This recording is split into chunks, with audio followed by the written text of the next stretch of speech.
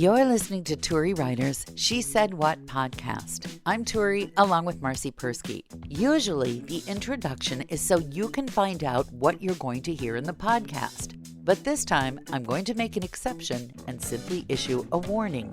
Do not attempt to eat anything while listening to this podcast. Bermuda hay for the goats is like almost $30 a bale. Straw is $12. We bought the straw yesterday to give them a fresh new place to sleep, and they're eating the straw. Aren't they not supposed to eat straw? Isn't like that kind of like eating wallpaper paste, only in goat language? Would you like to try and teach them not to? I mean, it's kind of one of those, yeah, I don't know. But doesn't that kind of weed it out? I mean, don't they just kind of, and besides which, if you ate, like, I would imagine that eating straw is almost like eating the agricultural equivalent of razor blades. I mean, it can't be too good for your guts. Well, they have different guts than we do, first of all. They poop little raisins. But, yeah, I don't know.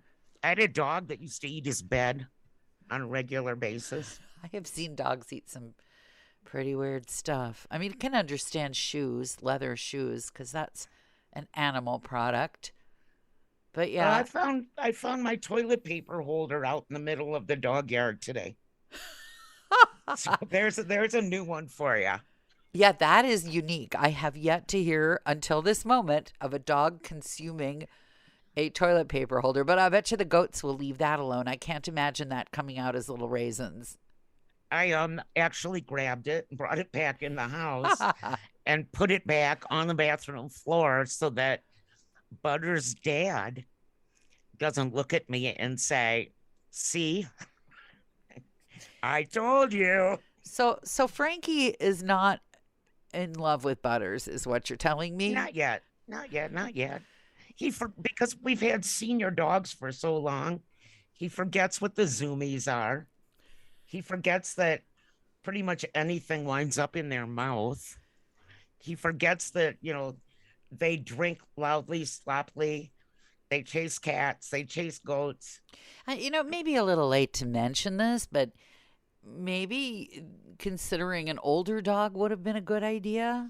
At least 8 months. That's older to me. No. I mean like a middle-aged dog where you still have some good years left on him. Yeah, but see, the dogs out here that you adopt mostly are what are called res dogs. Yeah. And they're off the reservation. You can adopt a year-old res dog, and he's just going to be as goofy as a 3-month-old puppy because he's never been in a house. Oh. He has no manners. Well, I would have been happy to drive a very well-behaved dog up to you from any other major metropolitan area, but no. I wanted to save a local dog. I think. But don't you want to know why the toilet paper holder is on the floor? Well, I thought it was one of those standing toilet paper holders that stand on the floor. No? No. It's one of those little plastic things that fit into the the spindle, the spindle thing that snaps into the holder on the wall. Yeah. While you've been out gallivanting and having fun. Well, that's debatable. We've been battling water like you wouldn't believe. So you were forced to use your last toilet paper to mop up outdoor water? Is that what you're telling me? This is even worse. No, nothing could convince me. I could be standing in 4 inches of flood water and you would not get me to give up my toilet paper. That would not happen. 2 weeks ago, right after you left, Frankie gets up at his usual time, and I hear him yell a very bad word. And I'm like, I was fast asleep. I'm like, what? And I went back to sleep. Then he woke me up, and he said, I have to go to town, and I'll be back. And I said, why? And he said, let me paraphrase this. He said, there's poopy water everywhere. Oh, dear. I wouldn't get out of bed. I'd just sit on my bed till somebody fixed it. I pulled covers up over my head. I might climb out my own window at that point. and so he got I don't know what 100-foot pole or whatever you As use. in, I wouldn't touch that septic tank with Yes. 100-foot pole. Thus demonstrating Exactly. that saying is not apocryphal. That is an actual. That is not some kind of Yes. hyperbole. That I wouldn't touch it with 100-foot pole is actually about to happen now. Yep. And so it turns out there's, we're old school up here. So the pump house is way too far away from the main house, and it's all pipes and the heating tape and all that kind of stuff. And something was clogged. So all the poop water backed up through the bathtub and my bathroom into everything. And I left and went to go to do my hospice job because, of course, it was a Tuesday. And I got home, and I just want to tell you how thankful I am for my $45 mop.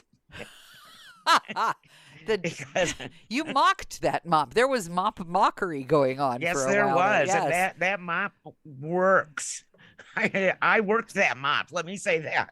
I wonder if you could get a gig, endorsing that mop, or would they be willing to show poopy water? These floors have not been so clean since the day we moved in. And do you have a bottle of bleach? Because this is when I bring out the harsh chemicals. No, I did not use bleach. I used Mr. Clean.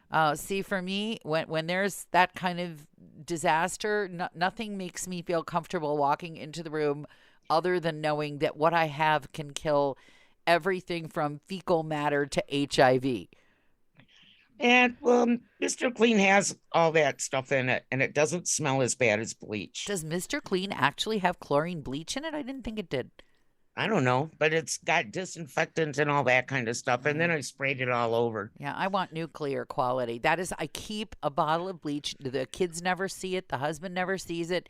But if there is an accident, if something overflows, that is when I whip out the nuclear waste destroying chlorine bleach. So I'm just telling you. I don't like anything that makes my eyes water. Well, it does, but you use all kinds of things that make my eyes water. So if you all come down with dysentery, just remember, it's clean. It's clean. I don't believe and you. I don't lick the floor. So that's first world water problem number one. Yes. Well, that's not actually, you've just plunged yourself out of the first world with that particular water problem. You're right there in India. That is a I think it's now called a southern hemisphere water problem. The global, I'm sorry, the global south. The global south. Not allowed to say first world, third world. You have to say the global south. And I learned this recently when I had my snooty little nose whacked with the politically correct rolled up newspaper. So. Oh, please. Yes. Anyway, global south problem number 2. Yes. Is that for some reason we've been losing water for a while. Well, maybe it's across your bathroom floor filled with poop. What do you mean? What do you mean you were losing water? I can tell you where it went. You just told me. Our tanks were emptying. Uh-huh. Our clean water tanks. Uh-huh. That obviously was not clean water. Right. Or I could have just wiped it up with toilet paper. Yeah. So our water that we haul every week, it just kept going down, down, down. We couldn't figure out why. And we found out that the toilet in my bathroom has a ghost in it. Like that little tiny Dr. Pepper pirate guy in the commercial that I hate really bad. No. I think he lives in my toilet. My toilet would just turn itself on for no reason and run and run and run and run. Oh, no. So we went to Home Depot and bought a new toilet. What a great podcast we're having today. Poop, I know. Toilets, what a fantastic. I'm going to have to put like a big fat warning on this. Do not listen while eating. This gets better. Oh, no. And I'm not going to make fun of this, and you're not going to edit this so that I get in trouble. Okay. So we came home with the new toilet, and my husband, who's put in hundreds, maybe thousands of toilets during his carpentry career. Yes. For some reason, this toilet would not seal. So I went and did my stuff, and I get a phone call from him with a lot of F words. He broke the toilet, the one we just bought. It broke, literally. So he had I'm to go not buy supposed a to new laugh one. at that, am I? No, I'm not. No, Well, no, and but you can and return it. You can say it was defective. I'm really good at well, that. he's gonna do take it back, but don't run this till after. But Uh, he's taking it back, and then he put in the other one, and it still is not fastened to the floor. We still have one bathroom, one teeny tiny bathroom for way too many people. And I look in my bathroom and my floor is just full of toilet parts. that And sounds better than what it was full of before. that's true.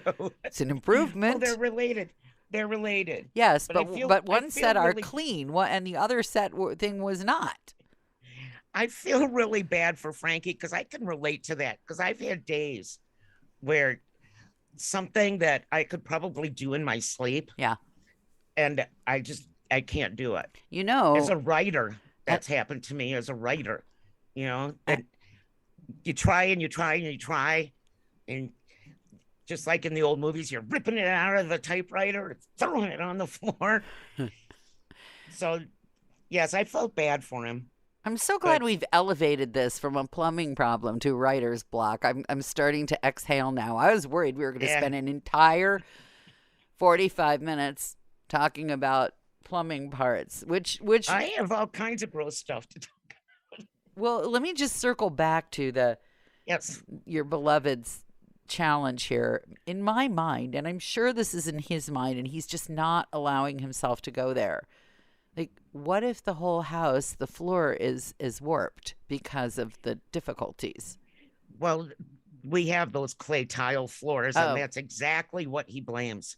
yeah. Yes. What if you'd had wood floors when he woke up and Oh found, oh, no, man. Yeah, not no, good. I learned the hard way about wood floors and lots of animals in the house, Yeah. including kids. All right. So, So he is now, as you record this, locked in the bathroom. no, he's at work. Oh, well, then and he He'll, comes home and gets to be locked in the bathroom. yes, Fun. yes. Mm, It's gonna be taco night. Tacos can just sit on the stove top till yes. he's ready to eat. Yes. Well, at this point, I don't want to think about food given our past few minutes of conversation. So we'll just skip whatever you're having for Oh dinner. And wait, I yes. have one food thing I need to bring up, Okay. and maybe you can give me some advice to this. I'm trying to quit sugar. Hmm. Like seriously trying to quit sugar. And so I like Googled it, of course, and I'm reading labels and I'm eating fresh things, but I'm craving sugar in the worst way. So I went and bought a dark chocolate bar. Oh, with It's no like sugar. 88% cocoa. Yes. And it's like the nastiest thing I've ever tasted in my life. Aw. But I've been forcing myself to eat it Aw. in the hopes that I can learn to like it. But there's no sugar in it. It just Eve said it tastes like skin. I said, how do you know what skin tastes like? Don't ask her that. Yeah, I don't want to know. Don't But ask her that. it's a really nasty taste. Aren't you a dark chocolate aficionado? I do like dark chocolate, but what I would recommend if you're having difficulty with the dark chocolate, do you have peanut butter that doesn't have sugar in it? Yes. Eat those two things together. That may help. And then Okay. the other thing that I'm doing when I am weaning myself off sugar is I buy at the whatever extravagantly high price they are charging fruit. And when I really am desperate, I will say, this peach cost an entire $1.50. Isn't it good? Actually, I have a whole bowl of peaches, plums, grapes, and cherries, and nothing is ripe yet. Oh, So that's they're not all good. just, Now, see, no, you they're left out sitting on the bowl. And the plums. second part. You left out the part about ripe, delicious fruit, no matter the cost. You But, clearly tried to buy the bargain cherries, and what you well, needed to no. do was buy the really expensive, just now ready to eat them cherries, which work very nicely when you're giving up refined sugar. And don't let anybody talk to you about how much fructose is in there. Just tell them to shut up and eat your cherries. Fructose. Yeah, just tell them to shut up. That's what you do. And then eventually you after a while you think, well, I don't really need this much fruit. And then you think I don't need even half that much fruit. And then eventually you're like, okay, I can eat fruit like a normal person. Because changing any habit at all is 90% telling everybody else who wants to coach you to mind their own business, which you could say to me and I wouldn't be offended. If you've made it this far, chances are you've been enjoying Turi Ryder's She Said What podcast, in which case you might also like my book, She Said What, A Life on the Air. You can find that at your neighborhood independent bookstore or on Amazon. Marci and I really appreciate your good reviews wherever you care to leave them. Your kind words help the podcast grow. Thanks.